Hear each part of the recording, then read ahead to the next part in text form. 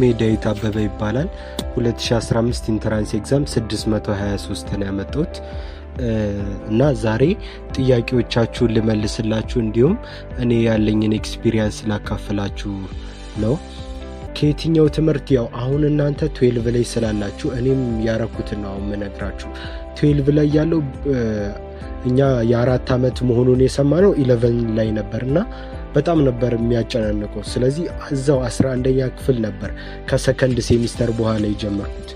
ምን ማድረግ ነው የጀመርኩት? በተቻለኝ አቅም የ11ኛ ክፍልን እየጨረስኩ ለመሄድ ነበርና ክረምት ላይ የ11ኛ ክፍል እንዳለቀ ክረምት ላይ ለ12 መዘጋጀት ሳይሆን ከዚህ በፊት የነበሩትን የ9 የ10 የ11 ለማየት ዝም ብሎ ለማየት ብቻ ነበር የሞከርኩት። ከዛ የወሰንኩት 12 ላይ ስደርስ የሚገናኙ ትምህርቶች አሉ። ለምሳሌ ፊዚክስን ስናወራ ፊዚክስ ላይ የግሬድ 12 እና የግሬድ 10 በጣም ተመሳሳይ ናቸው ብዙ ዩኒቶቹ። የግሬድ 9 እና የግሬድ 11 ደግሞ ተመሳሳይ ናቸው። ስለዚህ ምን ማድረግ ነው የወሰንኩት? ኦሬዲ የ11ኛ ክፍልን ተምሬ ስለጨረስኩ የ11ኛ ክፍልና የ9ኛ ክፍልን ተመሳሳይ ዩኒት ያላቸውን ተመሳሳይ ዩኒቶቹን አጥንቼ ለመጨረስ ነው የወሰንኩት። ከዛ 12 ደግሞ እየተማርኩ ሲሄድ አንድ ላይ ከ10 ጋር ሊንክ እያረኩ እያጠናው እሄዳለሁ ማለት ነው። በዛ መንገድ ነበር 12 ላይ ዝግጅት ሳረግ የጀመርኩት። አክቹአሊ በስትክክል ለማትሪክ ዝግጅት የጀመርኩት 11ኛ ክፍል ካለቀ ከክረምት ጀምሮ ነው። ግን 11ኛ ክፍል ከሰከንድ ሴሚስተር በኋላም ትንሽ እዘጋጅ ነበር። ያው አፕቲቲዩድ ምናምን ስለማንማር ማለት ነው ትምህርት ቤት። የቀን ውሎዬ አብዛኛውን ጊዜ በጥናት ነው ማሳልፈው። ሰዓት አጠቃቀሜ ደግሞ በቃ በተቻለኝ አቅም ብዙውን ጊዜ ትምህርት ላይ ለማድረግ ነው የምሞክረው። ያው አንዳንድ ጊዜ መዝናናት ያስፈልጋል፣ ግን በተለይ 12 ላይ የምትዝናኑበትን ሰዓት በደንብ ቀንሳችሁ የምታጠኑበትን ሰዓት መጨመር ነው ያለባችሁ። የቀን ውሎዬ ብዙ ጊዜ ትምህርት ቤት ከሄድኩ በኋላ ቁርስ ሰዓትም ምሳ ሰዓትም ላይብረሪ ነው የምገባው። ጠዋት ከቤት በልቼ ስለመውጣ የቁርስንም የምሳንም አንድ ላይ በደንብ በልቼ ስለመውጣ ትምህርት ቤት ምሳ አልበላም። 12 ላይ ነው የምላችሁ። 12 ላይ ቁርስም ምሳም ላይብረሪ ነበርኩ። ከዛ አፍተር ስኩል አለ ደግሞ ኤኤስፒ የጥናት ሰዓት ማለት ነው። የጥናት ሰዓትም ተምረን 11 ሰዓት ላይ ነው የሚያልቀው ማለት ነው። ኖርማሊ 9 ሰዓት ከሩብ ነበር የሚያልቀው፣ ግን ለ12ኛ ክፍሎች ብቻ ተጨማሪ እንደ ማገዣ ማለት ነው የጥናት ሰዓት ፕሮግራም ነበር። ከዛ እሱን የጥናት ሰዓት ፕሮግራም ካጠናው በኋላ ወደ ቤት ስሄድ ታክሲ ምናምን ይዤ ስለሆነ መሄደው በጣም ይደክመኛል። ስለዚህ የኔ ፕሮግራም ምን አይነት ነበር? ልክ ቤት እንደገባው ተጣጥቤ ምናምን መክሰሴን እበላለሁ። መክሰስና እራት አንድ ላይ ነበር የምበለው እና የበለውት እስኪሰራልኝ ድረስ የተሰጠ አሳይመንት ካለ የቤት ስራ ካለ ምናምን እሰራለሁ። ከዛ በኋላ የቤት ስራው እንደሰራው ያው የበለውት ይሰራል ምናምን እተኛለሁ። ከዛ ሌሊት 6 ሰዓት ነበር የምነሳው። ያው ፈተና ምናምን ከሆነ ከፍ አድርገን ምናምን ሌሊት 4 ሰዓት ምናምን ያው አጥንተን እስክንጨርስ ነው። ኖርማል ቀን ከሆነ ግን ሌሊት 6 ሰዓት ነው የምነሳው እስከ ቻልኩት ድረስ። ብዙ ጊዜ እስከ 12 ሰዓት ድረስ ነው ማነበው። አቅሜ ካልቻለ ደግሞ በጣም ከደከመኝ እስከ 11 ሰዓት ከ6 ሰዓት እስከ 11 ሰዓት ነበር ማጠነው ማለት ነው። ከዛ ያው እንዲህ እያለ ቀን ውሎዬ ከሰኞ እስከ አርብ ድረስ እንደዚህ ነው። ቅዳሜና እሁድ ደግሞ ማረገው ያው ብዙ ጊዜ ጠዋት ስንነሳ ከእንቅልፋችን አብዛኛውን ኢነርጂያችን ጠዋት ላይ ነው የሚሆነው። ምክንያቱም ወደ ማታ እየሄድን በተቃረበን ቁጥር ኢነርጂያችን እያነሰ ነው የሚሄደው። ስለዚህ ጠዋት ላይ ቅዳሜና እሁድ ጠዋት ላይ የሚከብደኝን ትምህርት ነበር ማጠናው። እናንተም እንደዛ ብታደርጉ በጣም አሪፍ ነው የሚሆነው። ጠዋት አካባቢ የሚከብዳችሁን ሳብጀክት ታጠናላችሁ። ለምሳሌ ባዮሎጂ ከሆነ ወይ ማትስ ከሆነ ወይ ፊዚክስ ከሆነ ጠዋት ላይ ከበድ የሚላችሁን ታጠኑና ማታ ላይ ደግሞ ቀለል የሚላችሁን ትምህርት ወደ እየመሸ ሲመጣ ወደ 11 ሰዓት ወደ 12 ሰዓት አካባቢ ቀለል የሚላችሁን ትምህርት እያጠናችሁ ትሄዳላችሁ ማለት ነው። ለምሳሌ ሲቪክስ፣ እንግሊሽ ምናምን ለእናንተ ቀለል የሚላችሁን ታጠናላችሁ። እኔም እንደዛ ነበር። የቅዳሜና እሁድ ፕሮግራሚ እንደዛ ነው። ሌሊትም ያው ቅዳሜና እሁድ በደንብ ቀኑን ሙሉ ስለማጠና ሌሊት 7 ሰዓት ብትነሱ ምንም አይልም። ምክንያቱም ቀን በደንብ ስለምታጠኑ ማለት ነው። ይሄ እንደየተማሪው ይወሰናል። እኔ እንደዛ ነበር ማጠናው። እናንተ እንደምትችሉት ነው። እንቅልፍ በጣም የሚጫጫናችሁ ከሆነ ቀን ላይ በደንብ ለማጥናት ሞክራችሁ ማታ ላይ ሳትታገሉ ማንበብ ትችላላችሁ ማለት ነው። አቅማችሁ የፈቀደውን ያህል ተነስታችሁ። ፕሮግራሜ አሁን እንደነገርኳችሁ ነው። ከሰኞ እስከ አርብ ምንድነው ማድረገው? ጠዋት ትምህርት ቤት ከሄድኩ በኋላ ቁርስ ሰዓትም ምሳ ሰዓትም ላይብረሪ እገባለሁ። ወደ ቤት ስመለስ መክሰስና እራቴን አንድ ላይ በደንብ እበላለሁ። የበላሁት እስኪሰራ የቤት ስራ እሰራለሁ። ከዛ በኋላ እተኛና ሌሊት 6 ሰዓት ተነስቼ እስከ 12 ሰዓት አነባለሁ። ከዛ በኋላ ትንሽ እተኛና ድጋሚ ትምህርት ቤት ሄዳለሁ። ከሰኞ እስከ አርብ ይሄን ሩቲን ነው ሁልጊዜ የምደጋግመው፣ አልተውም። ያው ፕሮግራሙ ግን እቤት ማጠን ነው። ለምሳሌ ሰኞ ማትስ፣ ማክሰኞ ባዮሎጂ ምናምን ብዬ አይደለም። ልክ በታክሲ ስመጣ ታክሲ ውስጥ ነው ማስበው ምን ያህል ወደኋላ። ብዙ ጊዜ ከአስተማሪ ቀድሜ ነው ማነበው፣ ግን አስተማሪው ከቀደመኝ እኔም ያንን አስተማሪ ለመቅደም ነው እቤት ማነበው ማለት ነው። ስለዚህ ፕሮግራም እንዲሰኞ እንዲ ያነባለሁ ምናምን ብላችሁ ባትወጡ ደስ ይለኛል። እኔም እንደዛ ስለማለወጣ ማለት ነው። ታክሲ ውስጥ ነው ማስበው ዛሬ ቤት ገብቼ ምን አነባለሁ። ጠዋትም በታክሲ ወደ ትምህርት ቤት ስሄድ ዛሬ ተምሮ ሄጄ ምን አነባለሁ፣ ቁርስና ምሳሌ ምን አነባለሁ ብዬ ነው ፕሮግራም ማውጣው። የፕሮግራሜ የሰዓቱ እንጂ ከዚህ ሰዓት እስከዚህ ሰዓት አነባለሁ የሚለው ነው እንጂ የሳብጀክት ፕሮግራም አልነበረኝም። ዝም ብዬ በየቀኑ ነው የሚለዋወጠው ማለት ነው። ስለዚህ ፕሮግራሜ ይሄ ነው። ኢንትራንስ ሀብ ላይ ደግሞ የ90 ዴይ ቻሌንጅ በጣም አሪፍ ነው። በተለይ እንዲህ ፕሮግራም ለመከተል ለሚከብዳችሁ ልጆች፣ በተለይ ፕሮክራስትኔት ለምታደርጉ ልጆች የ90 ዴይ ቻሌንጅ በጣም አሪፍ ነው። ምክንያቱም በዚህ ቀን እንዲህ ታነባላችሁ እየሄዳችሁ ሳታስቡት በ3 ወር ብቻ በጣም ብዙ ዩኒቶች ከቨር ታደርጋላችሁ ማለት ነው። በተለይ እሱ ብቻ ሳይሆን ኢንተራንስ ሀብ ላይ ደግሞ የራሱ ግሩፕ ስላለው ምንድነው መሰላችሁ፣ አሁን ሌሊት ላይ ምናምን እያጠናችሁ ድንገት እንቅልፋችሁ እንኳን ከመጣ ቴሌግራም ላይ፣ አሁን እኔ እንደዛ ነበር ማድረጉ። ቴሌግራም ላይ ግሩፕ ላይ ስገባ ተማሪዎች ምናምን ኢንተራንስ ሀብ ላይ ኦንላይን ይሆናሉ እና እንዴ ተማሪ እያጠናማ እኔ አልተኛም ምናምን ብለህ ራስን እያበረታታ አንደኛ ኢንተራንስ ሀብ ላይ ከሚለቀቁት ቪዲዮዎች እኩል በተመጣጣኝ ኮሚኒቲው ራሱ ግሩፕ ላይ ያለው ስለ ትምህርት ወሬ ምናምን የሆነ ሞር ሞቲቬት ያደርጋችኋል እና የ90 ዴይ ቻሌንጁም አሪፍ ነው። እሱም መከተል ካልቻላችሁ ራሱ በራሳችሁ ፕሮግራም አድርጋችሁ በ90 ቀን ውስጥ የምትችሉትን ያህል ለመጨረስ ሞክሩ። ግን እኔ ሞር ሰጀስት ማድረጋችሁ በኢንተራንስ ሀብ የ90 ዴይ ቻሌንጅ ብትሄዱ አሪፍ ነው ብዬ አስባለሁ። በተለይ ውጤት ማነው ፕሮግራም መከተል ለማችሉ ልጆች ማለት ነው።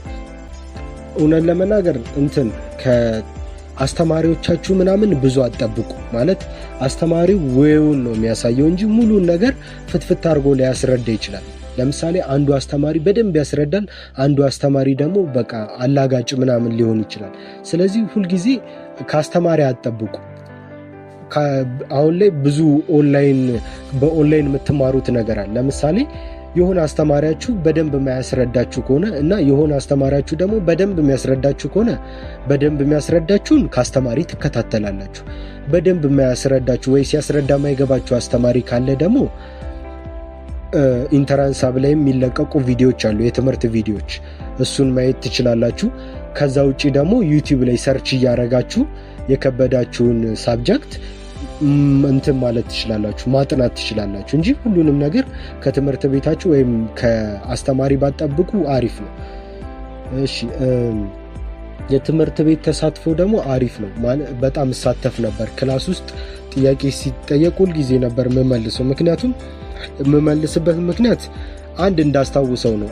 አስተማሪ ጠይቋችሁ በመለሳችሁ ቁጥር ያው ተማሪዎችም ሊስቁባችሁ ምናምን ይችላል። ግን እናንተ በመለሳችሁ ቁጥር ያ የመለሳችሁትን መልስ በጣም የማስታወስ እድላችሁ ከፍተኛ ነው የሚሆንና መሳተፍ እንኳን ቢያቅታችሁ ከጓደኞቻችሁ ጋር ወይ ቁርሳት ወይ ምሳሳት ላይብረሪ ስትገቡ ለመረዳዳት ሞክሩ። ምክንያቱም አንድ ላይ የተደረገ ነገር አይረሳም ብዙ ጊዜ። እና አባቴ ይበልጥ እህት ነበረችኝ፣ ሜዲሲን ነው አሁን የምትማረው እና እሷ ነሽ በጣም እንዲያርግ ምናምን የምትለኝ ማለት ነው። 12 ላይ ሲጨንቀኝ እኔ እሷን ነበር የምጠይቃትና በቃ ፕሮግራም እንዲያርግ ብላ የምትነግረኝ እሷ ነበር። ከዛ ውጪ እውነት ለመናገር 12 ላይ የቤተሰብ ሰዓት ይሄን ያህልም የለኝም። ምክንያቱም በቃ ሁሉንም ነገር አተኩሬ ማትሪክ ላይ ነበር። ያው ከማትሪክ በኋላ ውጤት እስኪወጣ ዩኒቨርሲቲ እስክትመደቡ ይኸው አሁንም ቁጭ ብለን እየጠበቅን ነው። ብዙ ወራቶች ፍሪ ታይም ይኖራችኋል ከቤተሰባችሁ ጋር የምታሳልፉት ማለት ነው። ስለዚህ 1 ዓመት እንደምንም ጨከን ብላችሁ ፋሚሊ ታይማችሁንም ቀነስ አድርጋችሁ ሞር ትምህርት ላይ ነው ማተኮር ያለባችሁ ማለት ነው። እኔ እንደዛ ነበር 12 ላይ ያደረኩት። አሁን ግን በጣም ፋሚሊ ታይም ከፋሚሊ ጋር ነው ቀኑ ሙሉ ሙለው ምናምን። ያኔ ግን 12 እያለን ብዙ ከፋሚሊ ጋር አልገናኝም። ቤት እንደገባው ቶሎ መክሰስና ራቴን አንድ ላይ በልቼ የቤት ስራዬን ተኝቼ ቶሎ ነበር ምተኛው። ከዛ ሌሊት ተነስቼ አንብቤ ደግሞ ጠዋት በቃ ላለማርፈድ ስል ያው የሌሊት እንቅልፍ እንዳይጫጫነኝ ትንሽ ተኝቼ ሲሄድ ላለማርፈድ ስል በደንብ ቻው እንኳን ሳልላቸው ነበር ትምህርት ቤት መሄደውና ፋሚሊ ታይም ብዙ አልነበረኝም 12 እያለው ማለት ነው። ሁሉንም ትምህርቶች እኩል አታነቡም። ቅድም እንደነገርኳቸው አሁን ለምሳሌ ጠዋት ላይ በደንብ ኢነርጂ ያላችሁ ሰዓት ስለሆነ ጠዋት ላይ የሚከብዳችሁን ትምህርት አንቡ ብያቸዋለሁ። እኔም እንደዛ ነው ማረገው። በተቻለኝ አቅም የማተኩራቸው ትምህርቶች የሚከብዱኝ ትምህርቶች ላይ ነበር። ለምሳሌ እኔ ማትስና ፊዚክስ ትንሽ ቀለል ይለኝ ነበር፣ ግን እንግሊሽ ፓሴጅ ማንበብ ምናምን በጣም ይከብደኝ ነበር እና በደንብ ጊዜን የምሰጣቸው ትምህርቶች እንደዚህ አይነት የሚከብዱኝ ትምህርቶች ላይ ነበር። እናንተም የሚከብዳችሁን ትምህርቶች ላይ ብታተኩሩ አሪፍ ነው እና ሁሉንም ትምህርቶች እንዴት ታነብ ነበር ላላችሁኝ ደግሞ ቅድም እንደነገርኳችሁ ነው፣ ሊንክ እያረኩ ነበር ማነበው። ምክንያቱም የ9ን አንቤ ጨርሼ ከዚያ 10ን አንቤ ጨርሼ ከዚያ 11ን ከዚያ 12ን ካላችሁ አንባችሁ ሳጨርሱት ነው ማትሪክ የሚደርሰው። በተለይ ግንቦት ላይ እየተባለ ስለሆነ እናንተ አንባችሁ ሳጨርሱ ነው። ስለዚህ በጣም አጭር ጊዜ የሚቆጥብላችሁ ነገር ቢኖር ምን ታደርጋላችሁ? ትምህርቶቹን ሳብጀክቶቹ ላይ ያሉትን ዩኒቶች እያወጣችሁ ሊንክ ማድረግ ነው። ለምሳሌ ግሬድ 9 ፊዚክስ ላይ ማግኔቲዝም የሚል ዩኒት ካለ ግሬድ 12 ላይም ማግኔቲዝም የሚል ዩኒት ካለ ሁለቱን ለምሳሌ አሁን 12 ላይ ማግኔቲዝም እየተማራችሁ ነው እንበል። ስለዚህ ስትማሩ የ9ንም የ12ን ነው አስተማሪው የሚያስተምራችሁ። እናንተ ግን ስታነቡ የ9ንም አንድ ላይ ያረጋችሁ ታነባላችሁ ማለት ነው። የግሬድ 11 ጨርሳችኋል። ስለዚህ የጨረሳችሁትን ዩኒቶች ደግሞ ሊንክ እያረጋችሁ ታነባላችሁ ማለት ነው።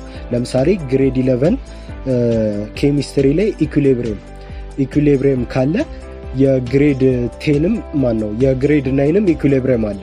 ከሱ ጋር ሊንክ እያረጋችሁ ታነባላችሁ ማለት ነው። እንደዛ ሊንክ እያረጋችሁ ስታነቡ አንደኛ ሰዓቱም ጊዜ አይወስድባችሁም፣ በአጭር ጊዜ ብዙ ነገር መጨረስ ትችላላችሁ እና ጭንቀታችሁንም ይቀንስላችኋል ማለት ነው።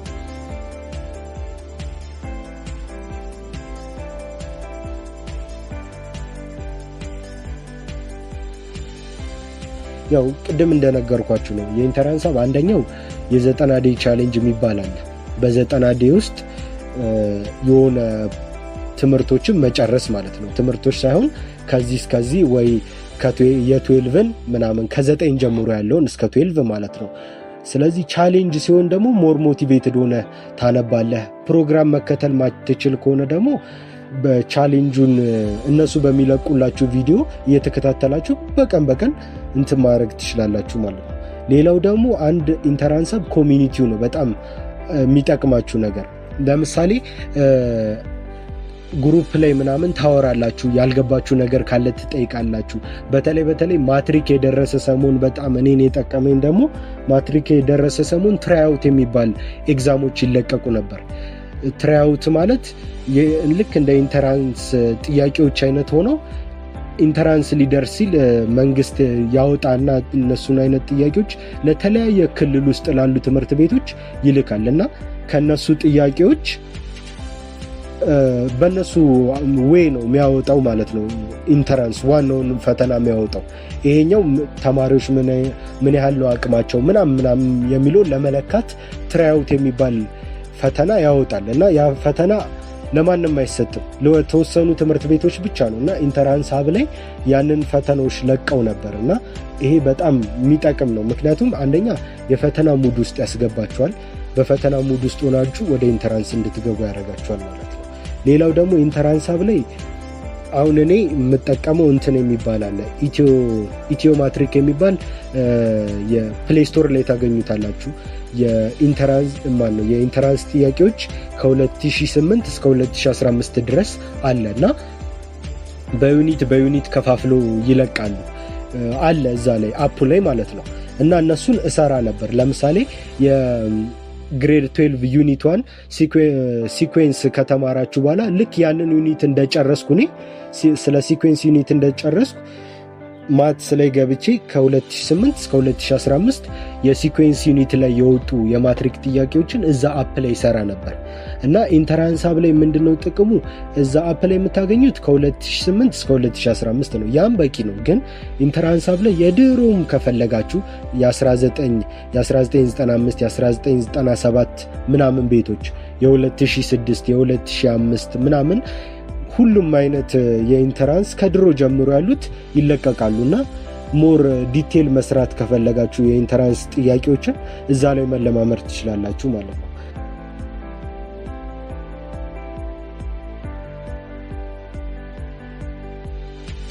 ያው እኔ ማረጋው አክቹአሊ ብዙ የተለወጠ ነገር የለም የሚባል ሰምቻለሁ። ለምሳሌ ማትስ ላይ ዩኒቶቹ ነው የተለዋወጡት ምናምን የሚባል ነገር አለ። ግን ቢለዋወጥም ይሄን ያህል ዲፈረንስ ያለው ነገር አይመጣም ማለት ነው። ስለዚህ ምን ታረጋላችሁ? አሁን እንደነገርኳችሁ እንትን ላይ ግሬድ ላይ አታተኩሩ ማለት ግሬድ 9 ግሬድ 10 ግሬድ 11 ስሙ ላይ አታተኩሩ፣ ዩኒቶቹ ላይ አተኩሩ።